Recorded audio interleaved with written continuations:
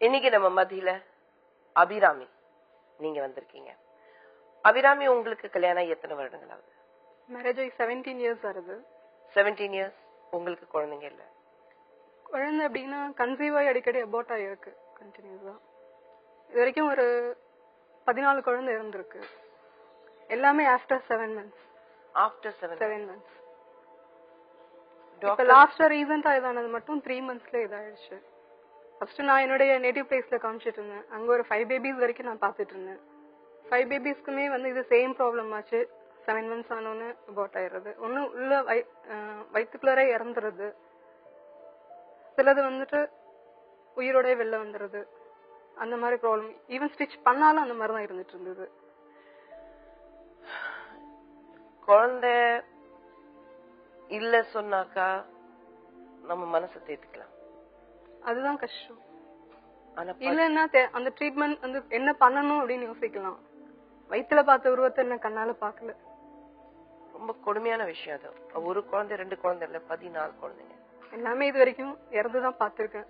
நம்பிக்கை இருக்கு உயிரோட பாப்பேன்னு. டாக்டர்ஸ் என்ன ட்ரீட்மெண்ட் எடுக்கணும்னு சொல்லிருக்காங்க? அவங்க பிஃபோரா வந்து லாப்ரோஸ்கோபிக்ல வந்து ஒரு ஸ்டிச் பண்ணிருக்காங்க.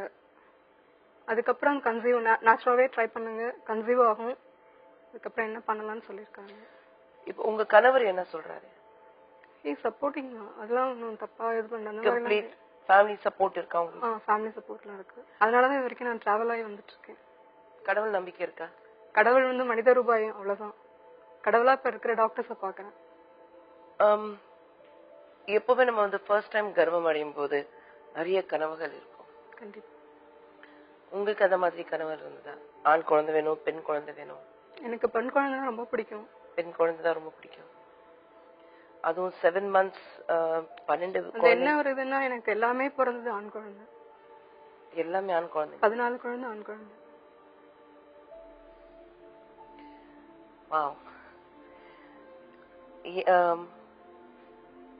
உங்களுக்கு தைரியம் ரொம்ப ஜாஸ்தி. ஏன்னா இவ்ளோ வலி தாங்கியும் இன்னைக்கு வந்து இங்க உட்கார்ந்து பேசுறீங்க. அழச யோசிச்சா பைத்தியம் ஆயிடுவோம் பயம் இருக்கும். அதனால அதை மறந்துடுவேன். மறக்கணும் முயற்சி பண்ணிட்டு இருக்கேன். சில நாள் படுத்தா தூக்கம் வராது. தூங்கணும்னு முயற்சி பண்ணுவேன். கஷ்டம்தான். இவ்வளவு பிரச்சனைகள் தாண்டி வந்திருக்கீங்க.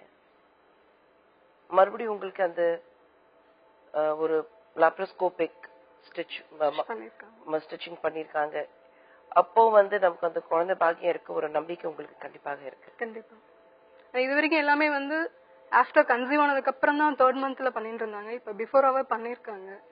அது பண்ணது எல்லாமே வெளி வழியா பண்ணாங்க. இப்ப பண்ணது த்ரூ லேப்ன்றதுனால கான்ஃபிடன்ஸ் கொஞ்சம் இருக்கு. கான்ஃபிடன்ஸ் இருக்கு. வாழ்க்கையில எல்லாருக்கும் ஒரு ஆசை இருக்கும். உங்களோட ஆசை என்ன இருக்கு? ஒரே ஆசை, என் குழந்தை எங்க அண்ணால பாக்கணும். இது வரைக்கும் உயிர் இல்லாம பாத்துட்டு இருந்தேன். உயிரோட பாக்கணும்னு ஒரு ஆசை இருக்கு. I really would like to see your husband. ஏன்னா இவ்ளோ வலி தாண்டியும் அவரும் வந்து உங்க பக்கத்துல உங்களுக்கு அவ்வளவு சப்போர்ட்டிவா இருந்திருக்காரு 17 வருஷம். ஏன்னா எத்தனை பேர் அப்படி இருப்பாங்கன்னு எனக்கு தெரியல. I'm sure you'll be blessed with a baby very soon. ஒவ்வொரு குழந்தை வரும்போது இந்த குழந்தைக்கு இது செய்யணும், அந்த செய்யணும், அது எல்லா கனவுகளும் ஒரு தாய்க்கு இருக்கிறது. எல்லா கனவுகளும் உங்களுக்கு கண்டிப்பாக ஒரு தடவை இல்ல 14 தடவை இருந்திருக்கு. குழந்தை பிறந்தா என்ன பேர் வைக்கணும் ஏதாவது நினைச்சு பாத்துருக்கீங்களா? ஸ்ரீராம். ஸ்ரீராம். ஆண் குழந்தை இருக்கிறதுனால? ஆண் குழந்தைன்னு சொன்னதுனால ஸ்ரீராம். பெண் குழந்தை? ஸ்ரீவர்ஷினி. ஸ்ரீவர்ஷினி. கண்டிப்பாக உங்களுக்கு ஸ்ரீவர்ஷினி அல்லது ஸ்ரீராம் சீக்கிரமா பிறக்கும். உங்களுடைய தைரியம் அப்படி இருக்கட்டும். Let not anything take away that confidence, your smile. ஏன்னா அந்த அழகான சிரிப்புக்கு பின்னாடி எவ்வளவு பெரிய ஒரு மனவேதனை இருக்குன்னு தெரியுது. பட் இருந்தாலும் you're smiling. அப்படி யாருமே வெளியில பேசினாலும் அதை பத்தி கவலைப்படாதீங்க. உலகம் பேசதான் செய்யும். அப்படி ஒரு தைரியத்தோட நீங்க வாழ்ந்துட்டு இருக்கீங்க. All I can say is thank you for being with us. And கூடிய சீக்கிரம் உங்களுக்கு வந்து கண்டிப்பா ஒரு அழகான குழந்தை பிறக்கும். Thank you so much, Abhirami. வாங்க.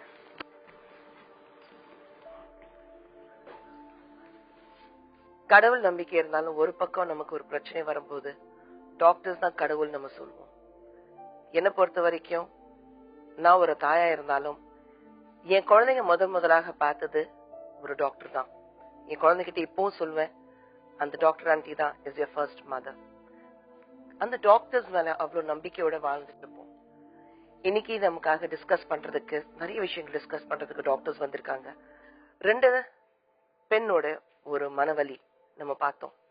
ஆனா இந்த வலிக்கு தீர்வு என்ன இருக்கு, அது பேசுறதுக்காக டாக்டர்ஸ் வராங்க. After a short break. அச்சம் தவிர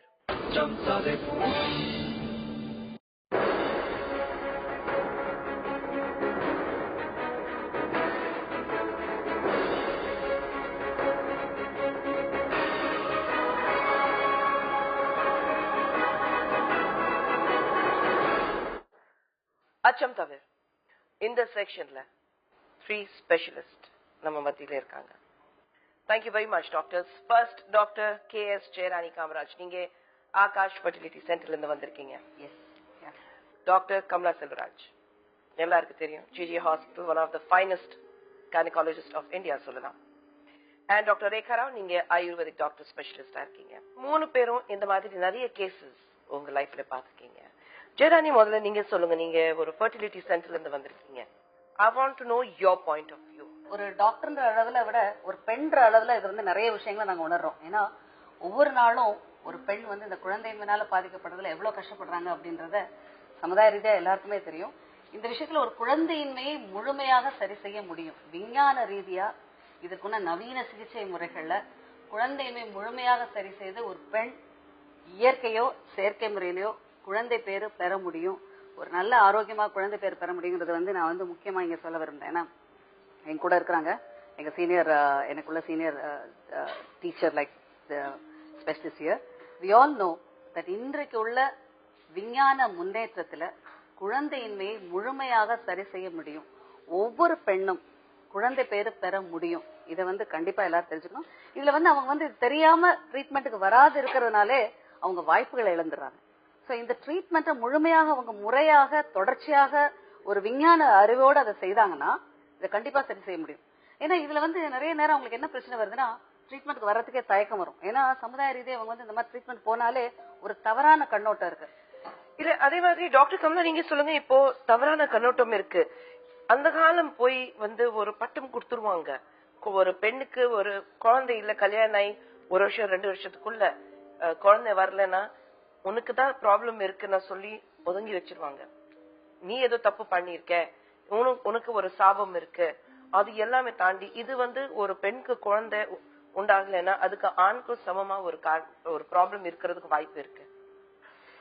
நீங்க வந்து ஃபர்ஸ்ட் ஒரு IVF பேபி நீங்க எடுத்தீங்க. So how was it? அந்த காலத்துக்கு ஒரு 20 இயர்ஸ் தாண்டி இருக்கு. பட் அந்த டிஃபரன்ஸ் ஒரு இந்த 20 வருஷத்துக்குள்ள நீங்க என்ன டிஃபரன்ஸ் பாத்திருக்கீங்க? நிறைய டிஃப்ரெண்ட் ஆயிருக்கு. ஏன்னா இப்ப நாலேஜ், அந்த முதல் டெஸ்ட் பேபி குழந்தை பிறந்ததுல இன்ஃபேக்ட் அவளுக்கு கல்யாணம் ஆகி she is also pregnant now. Wow. My 23-year-old and 2 other children got married now. And இப்போ வந்து அப்போ வந்து அவேர்னஸ் வந்து சுத்தமா கிடையாது. 23 years பேக் பெண்கள் மட்டும்தான் குழந்தை இல்லாம மலடித்தன்மைக்கு காரணம். அல்ல ஆண்களுக்கு வந்து ஒரு பார்ட்டிசிபேஷனே கிடையாது. 2 கை தட்டினாதான் சத்தம் வருங்கிறது அந்த காலத்துல யாருக்கும் தெரியல. though this is the truth. அந்த ஒரு பெண்ணுக்கு வந்து ஒரு குழந்தை பிறந்தால்தான் அவ முழுமை அடைகிறார். அவ குடும்பத்தை விருத்தி பண்றதும் சரி, அவ தன்னையே சாட்டிஸ்ஃபை பண்றதும் சரி. அந்த காலத்துல பெண் அவ்வளவா வேலைக்கு போகல. அவளுக்கு அந்த பொழுதுபோக்கே கணவனை பாத்துக்கிறது, மாமியார் மக்களை பாத்துக்கிறது, குழந்தைய வளர்க்கறது, அதுதான். சோ அந்த சமயத்துல எவ்வளவு கஷ்டப்பட்டிருப்பா. இத்தனைக்கும் ஒரு ஆண் வந்து மலட்டுத்தன்மையுடைய ஆண், நிரந்தர மலட்டுத்தன்மை உயிரணுக்கள் இல்லாத ஒருத்தர் 2 பேரை அந்த பெண்ணோட தங்கையே கல்யாணம் பண்ணிருப்பாரு. இல்லைன்னா இவளையும் வீட்டுல வச்சுட்டு இன்னொரு பெண்ணை வெளியில இருந்து கல்யாணம் பண்ணிருப்பாங்க. ஆனா அந்த பெண்களும் குழந்தை பிறக்கிறதுக்கு வாய்ப்பு இல்ல. ஏன்னா இவருக்கு வந்து உயிரணுக்கள் இல்ல. இந்த மாதிரி அந்த காலத்துல பல கேஸ் நான் பாத்திருக்கேன். அப்ப வந்து மனசு ரொம்ப கஷ்டமா இருக்கும். இப்ப எல்லாருமே உணர்ந்து முன்ன பெண்ணும் அந்த பெண்ணோட தாய் அப்பா அம்மா வருவாங்க. இப்ப கணவன் மனைவியா தான் எல்லாருமே வராங்க. அண்ட் ஆணும் நல்ல முன் வந்து தன் மேல குறை இருக்குன்னு நல்லாவே தைரியமா முன்னுக்கு வந்து சொல்றாங்க. அந்த அளவு நம்ம நாடு முன்னேறிக்கிற சமயத்துல நீங்க சொல்றீங்க 16 அபார்ஷன் ஆச்சு, 15 அபார்ஷன் ஆச்சு. இதுல வந்து அவங்களோட இக்னரன்ஸ் இல்லிட்ரஸி, அதாவது அறியாமை. யூஸ்வலி ஒரு அபார்ஷன் ஆயிட்டு மறு அபார்ஷன் ஆயிட்டாலே அவங்க அவேர்னஸ், தனக்கு ஏதோ காரணம் குழந்தை நிக்கல, சரி 3வது ஆச்சு, 4வது பிரெக்னன்சி ஆர்த்திக்கு அவங்க தயங்கணும். இவ்ளோ தடுக்கி விழுந்தா டெஸ்ட் பேபி மையம், தடுக்கி விழுந்தா குழந்தை இல்லாதவங்களுக்கு ட்ரீட்மெண்ட் இப்ப எல்லா இடத்துலயும் இருக்கு. அப்படி இருக்கும் பட்சத்துல தனக்கு ஏன் அபார்ஷன் ஆகுது, ஏன் இப்படி ஆச்சுன்னு அவளுக்கே ஒரு கியூரியாசிட்டி இருக்க வேண்டாமா? நான் சொல்லுவேன், எப்படிமா நீங்க 3-4 அபார்ஷன் ஆயிட்டு இப்ப திருப்பியும் 3 மாசம் பிரெக்னன்ட் வந்திருக்கீங்களே, இந்த குழந்தைக்கு நான் என்ன பண்ண முடியும்? அப்படி அபார்ஷன் ஆயுதம் ஆகும்.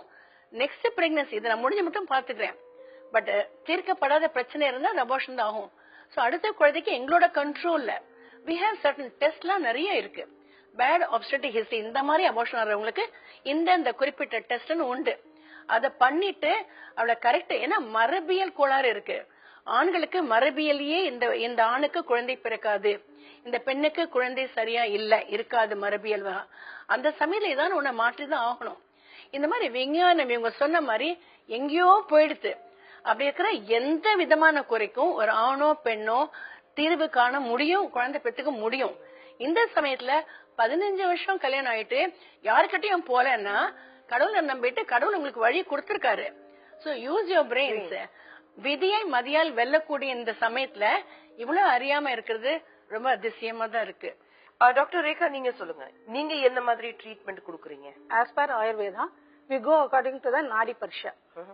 ஸோ வாத பித்த கப்ப அதெல்லாம் நாங்க பார்த்துட்டு general conditions of the health, அவங்களுக்கு எங்க வந்து அவங்க லேக் ஆகுறாங்க, அதே மாதிரி ஃபுட் இன்டேக், இதெல்லாம் we concentrate more on that. அதெல்லாம் பண்ணி when they come to a level like we take certain test also, even in ayurveda it is there, அதெல்லாம் பார்த்து நாங்க check பண்ணோனே okay now you are fit. So next stage வந்து we send to allopathy system only. Okay, so that is our main basic thing. So basically வந்து நீங்க ஆயுர்வேத treatment கொடுக்கும்போது உங்களோட உடல் ரீதியாகவே உங்களுக்கு வந்து ஃபுல்லா ஃபிட் ஆனதுக்கு அப்புறம் உங்களுடைய மீதி என்னென்ன பிரச்சனைகள் இருக்கும், ப்ராபப்ளி சில பேருக்கு வந்து சொல்லுவாங்க அந்த வாத்தா பித்தா இது அதிகமா இருக்கும், அது எல்லாமே லெவல் பண்ணிட்டு then you send them to the allopathic treatment. There was one couple, Vishnu and Rekha. அவங்களுக்கு என்ன சொல்ல விரும்புறீங்க? முக்கியமா வந்து இவங்களோட ப்ராப்ளம் வந்து மாதவிலக்கு பிரச்சனைகளா இருக்கலாம், கருமுட்டை வளர்ச்சியில பிரச்சனைகளா இருக்கலாம், கருக்குழாயில அடைப்பு இருக்கலாம், கர்ப்பப்பையில பிரச்சனைகள் இருக்கலாம். சோ அவங்களோட காரணம் என்ன அப்படின்றது சில டெஸ்ட் மூலமா கண்டுபிடிக்கிறோம். நீங்க ஏதாவது கேள்வி கேட்கணும்னு விரும்புறீங்க? அவங்களுக்கு வந்து மாதவிலக்கு தள்ளி வருதாமா, irregular periods, அவங்கள பார்த்தோன்னே தெரியுது she has a polycystic ovaries. ஏன்னா the very look of her, she is obese. அந்த முடி வளர்ச்சி, உடல் பருமன், மாதவிலக்கு குறைபாடுகள், irregular periods, இந்த பிரச்சனைக்கானவங்களை முறையாக அவங்க முதல்ல வாழ்க்கை நெறிமுறைகளை மாறுதல் பண்ணணும். முதல்ல உடற்பயிற்சி, உடல் எடை குறைப்பு, உணவு கட்டுப்பாடு, இது பண்ணி அவங்க எடை குறைச்சாங்கனாலே அவங்க ஹார்மோன் இம்பேலன்ஸ் கரெக்ட் ஆகும். இதன் மூலமா அவங்க பாலிசிஸ்டிக் ஓவரிஸை சரி செய்யலாம். இதுக்கு நல்ல மருந்து மாத்திரைகள்லாம் இருக்கு, ஓவலேஷன் இண்டக்ஷன்லாம் நிறைய ட்ரக்ஸ் இருக்கு. தற்காலத்துல இந்த பாலிசிஸ்டிக் ஓவரிஸ் வந்து இயற்கையில எளிமையான முறையில இவங்க வாழ்க்கை முறைகளை மாறுதல் செய்வதன் மூலமாக குழந்தை பேர் பெற முடியும். Definitely she will conceive. So முக்கியமா அவங்க வந்து அவங்களோட உடல்நிலை மாறுதல் செஞ்சாங்கன்னா கண்டிப்பா கிடைக்கும். I would like to ask Kamala about this. Doctor நீங்க சொல்லுங்க, ஒரு அபார்ஷனுக்கு அப்புறம் எப்பவுமே சொல்லுவாங்க you have to take time. So ஒரு அபார்ஷன் ஆகி அடுத்த குழந்தை வர்றதுக்கு முன்னாடி தெரிசே கர்ப்பப்பை வந்து ப்ராப்பரா செட்டில் ஆகணும், உடல் ரீதியாக நீங்க திரும்பி வரணும் உங்களுக்கு. அப்படியெல்லாம் தாண்டி 17 years of married life, 14 kids. சரி, அவங்களுக்கு வந்து பிரெக்னன்சி ஆறது பிரச்சனையா இல்ல, அது வந்து மெயின்டைன் பண்ண முடியல. அதுக்கு வந்து பல காரணங்கள் இருக்கு. இப்ப இர்ரெகுலர் சைக்கிள்ஸ், பாலிசிஸ்டிக் ஓவரின்னு சொன்னா அந்த டே 2-3 LHங்கிறது ஹையா இருந்தா நிச்சயம் கர்ப்பம் தரிக்காது, தரத்தா பதியாது, பதிஞ்சா வளராது, வளர்ந்தா அபார்ஷன் ஆகும். அந்த மாதிரி சில கிருமிகள் பாதிப்புன்னு இருக்கு. விசே, கிளமிடியா, மைக்கோபிளாஸ்மா, யூரிபிளாஸ்மா, பல கிருமிகள். அது அவங்களுக்கு இருக்கிறது வந்து தெரிய வாய்ப்பு இல்ல. நாங்க பிளட் டெஸ்ட் பண்ணுவோம், அது போல நாங்க ஸ்ட்ரெயிட்டாவே ட்ரீட்மெண்ட் பண்ணிடுவோம். அப்புறம் இவங்களுக்கு வந்து இந்த கருமுட்டை லேட்டா வருது இல்லையா, அப்ப எப்ப வந்து கருமுட்டை வெளியாறுது, கருமுட்டை வெளியானாலோ வெந்த நீர் வெளியானாலோ அந்த உயிரணுக்களுக்கும் அந்த கருமுட்டைக்கும் லைஃப் ஸ்பேன், இப்ப நமக்கு 100 வயசு வாழலாங்கிற மாதிரி அவளுக்கு 12 to 24 hours தான் அந்த வீரியம், அந்த எஃபெக்ட், அந்த குவாலிட்டி இருக்கும். அந்த சமயம் அவங்களுக்கு என்ன சேர்க்கை இருந்தாதான் உங்களுக்கு ஹெல்த்தி குழந்தை பிறக்கிறதுக்கு வாய்ப்பு இருக்கு. இவங்களுக்கு வந்து இர்ரெகுலர் சைக்கிள்ஸ்ல சரியா டைம் கிடைக்காது. அதே மாதிரி ஒரு வீக்கான உயிரணுக்களோ ஒரு சாகர மாதிரி முட்டையோ இணைந்தா அபார்ஷன் ஆகும். இந்த மாதிரி இருக்கிறச்சே 18 அபார்ஷன் 16 அபார்ஷன் ஆகிறதுக்கு வாய்ப்பு இல்லை. அப்ப வேற ஏதோ காரணங்க, மரபு ரீதியா உங்களுக்கு ஏதாவது கோளாறு இருக்கலாம். மரபியல் இனக்கீற்று பார்த்தாச்சம்மா, எனக்கு கேரியோடைப்பிங் ஹஸ்பண்ட் அண்ட் ஒய்ஃப், இனக்கீற்று, மரபியல் தன்மை, எல்லாமே பார்த்தாச்சு. இப்போ அவங்களுக்கு வந்து என்ன சொல்லிருக்காங்கன்னா, கர்ப்பப்பை வந்து தைச்சிருக்காங்க, ஏதோ cavity தைச்சிருக்காங்க, so that she can get pregnant again சொல்லிட்டு. கர்ப்பப்பை வாயை டைப் பண்ணாலே நேச்சுரல் பிரெக்னன்சி வருது கஷ்டம். if you tie it, so ஆர்டிபிஷியலா தான் பார்க்கணும். அது அண்டர் கண்ட்ரோல் சொன்னேன்ல, நல்ல ஹெல்த்தி எக், நல்ல ஹெல்த்தி முட்டை, இவங்க சொல்ற ஆயுர்வேதிக் சில டானிக்ஸ் எல்லாம் இயற்கை மருந்தும் உண்டு, அதையும் சேர்த்து ட்ரை பண்ணணும். இட் ஷுட் பி அண்டர் ஒரு டாக்டர் கண்ட்ரோல்ல தான் கர்ப்பமே தங்க முடியும். Naturally she cannot conceive. அது நாங்க ட்ரை பண்ணி அது அபார்ஷன் ஆச்சுன்னா கேமெட் இன்கம்பேட்டபிலிட்டி ஏதாவது ஒண்ணு மாத்தி தான் ஆகணும். அவங்க குழந்தை இல்லைங்கிறச்சே அவ யார் என்ன சொன்னாலும் அவங்க கேட்கறதுக்கு ரெடியா இருக்காங்க. மேடம் சொல்றது வந்து இந்த விதத்துல 100% அக்ரி. பிகாஸ் அவங்களுக்கு ஒரு அவேர்னஸ் இது வந்து என்ன காரணத்துல இன்னும் கூட நிறைய மூட நம்பிக்கைகள் இருக்கு. இன்னும் இந்த வந்ததுல நிறைய பேர் கேட்டீங்கன்னா இன்னும் கூட சின்ன சின்ன கிராமங்கள்ல தொப்புள் கொடிய சாம்பலா சாப்பிட்டுட்டு இருக்கவங்க கூட இருக்கிறாங்க. இன்றும் வந்து மண் தட்டுல போட்டு சாப்பாடு சாப்பிட்டுட்டு இருக்கவங்க இருக்காங்க, தரையில இருந்து சாப்பிட்டுட்டு இருக்காங்க. இன்னும் வந்து குழந்தை இல்லைன்னு சொல்லிட்டு கோயில்ல போய் பூஜை பண்ணிட்டு 50 வயசுல எங்க கிட்ட வர்றவங்க இருக்கிறாங்க. சோ அவங்களுக்கு அறிவு, கல்வி மற்றும் இந்த மாதிரியான மீடியாக்கள்ல இது ஒரு பாசிட்டிவான விஷயம், இதை வந்து சயின்டிபிக்கா சரி செய்ய முடியும் அப்படின்ற தரம் பெற்ற விஷயத்தை அவங்களுக்கு எஜுகேட் பண்ணணும். இந்த எஜுகேஷன் செய்வதன் மூலமாகத்தான் இவங்களுக்கு இதை பத்தி ஒரு அறிவு, இதை பத்தி இது என்ன காரணம், நம்ம உடம்புல என்ன பிரச்சனை இருக்கு, இதை எப்படி சரிப்படுத்தணும் அப்படின்ற நாலேஜ். இன்னைக்கு வெளிநாட்டுல வந்து யாரும் வந்து கவுன்சிலிங் பண்ணாம அவங்ககிட்ட கன்சர்ன் வாங்காம எதுவுமே செய்ய முடியாது. ஈவன் ஒரு பாராசிட்டமால் டாப்லெட்ஸ் கொடுக்கறதுனா கூட they should have a proper awareness of what they are taking, what is the effects versus side effects, what they have. But நம்ம நாட்டுல மட்டும்தான் எந்த ட்ரீட்மெண்ட் யார் கொடுத்தாங்கன்னு சொல்லி ஒரு விஷயம் சொன்னா உடனே போய் அதை செய்யறாங்க. சோ மேடம் சொல்ற மாதிரி they should have a proper awareness and they should be properly taught what is what. உங்ககிட்ட ஒரு விஷயம் சொல்ல விரும்புறேன். இப்ப நீங்க சொன்னீங்களா ஒரு பாலிசிஸ்டிக் ஓவரி ப்ராப்ளம் இருக்கு உங்களுக்கு, டாக்டர் சொல்லிருக்காங்க. நீங்க வந்து கொஞ்சம் ஒபீஸா இருக்கீங்க, உங்களுக்கு வந்து முடி நல்லா நிறைய வரும், உங்க பீரியட்ஸ் இர்ரெகுலரா இருக்கு, எல்லாமே சொல்லும் போது பாலிசிஸ்டிக் ஓவரியில பாதிக்கப்பட்டு 2 குழந்தை பெத்தெடுத்தவனா ஒரு தடவை இல்ல 3 தடவை சர்ஜரி பண்ணிருக்கோம் பாலிசிஸ்டிக் ஓவரியில. ஆனா இன்னைக்கு 2 அழகான பெண் குழந்தை பெத்தெடுத்திருக்கேன். ஒரு பெரிய விஷயமே கிடையாது. டாக்டர்ஸ் என்ன சொல்றாங்க அது மட்டும் கேட்டுட்டு உங்க எடையை குறைச்சிட்டு வெயிட் குறைச்சிட்டு and சில ட்ரீட்மெண்ட் இருக்கு to regularise the monthly periods உங்களுக்கு. சோ அதை நீங்க பண்ணீங்கன்னா கண்டிப்பாக உங்களுக்கு குழந்தை ஈஸியா வரும். நானும் என் கணவர்கிட்ட அழுதுட்டு என்னால குழந்தை பெற்றுக்க முடியாது, வேற கல்யாணம் பண்ணிக்கங்கன்னு சொல்லிட்டேன். ஆனா இது வந்து அந்த நேரத்துல ஒரு இமோஷனல் சொல்றதுதான். உங்களுக்கு வந்து அவ்வளவு சப்போர்ட்டிவா அவங்க கணவர் பக்கத்துல இருக்கும் போது பெரிய விஷயமே கிடையாது. அவரே சொல்றாரு கொஞ்சம் வெயிட் குறைச்சா நல்லா இருக்கும் டாக்டர் சொல்றாங்க. வெயிட் குறைச்சிட்டு வெளியில வாக்கிங் போங்க, ஹெல்தி சாப்பாடு சாப்பிடுங்க, என்ன சாப்பிடுங்க அது முக்கியம். டாக்டர் கிட்ட ப்ராப்பர் ட்ரீட்மெண்ட் எடுத்து எல்லாம் மருந்து மாத்திரை எல்லாம் எல்லாமே இருக்கு மார்க்கெட்ல. அது மருந்து மாத்திரை எல்லாம் எல்லாமே வந்து ரொம்ப எக்ஸ்பென்சிவா இருக்கு, அதுவும் கிடையாது. சோ ஐ திங்க் நீங்க சொல்ற மாதிரி அந்த அவேர்னஸ் ரொம்ப முக்கியம். நீங்க சொல்லுங்க, நம்ம வந்து இது வரைக்கும் பேசின எல்லா விஷயங்கள் வந்து ஒரு பெண்கள் பாதிக்கிற விஷயங்கள் மட்டும் தான் பேசிட்டு இருக்கோம். பட் எந்த விதத்துல இப்படி வந்து ஆண்கள் பாதிக்குது? ஐயோ, ஆண்களுக்கு தான் இப்ப ஸ்பெஷலா அவங்கதான் மெயின் காரணம் குழந்தை இல்லாததுக்கே. ஏன்னா அவங்க ஸ்ட்ரெஸ் லெவல் ஜாஸ்தி, அதனால உயிரணுக்கள் உற்பத்தி குறைஞ்சிடும். Second, they are doing this night duty all the time. night duty they put pant, nylon pant எடுத்து இப்படி உட்கார்ந்துட்டே இருக்காங்க. கடவுள் வந்து அந்த வேறக்கொட்டையை உடம்புக்கு வெளியில வச்சதே அந்த நம்ம உடம்பு சூடே அது தாங்காது, அது வெளியில இருந்தாதான் அந்த உற்பத்தி நல்லா இருக்கும்.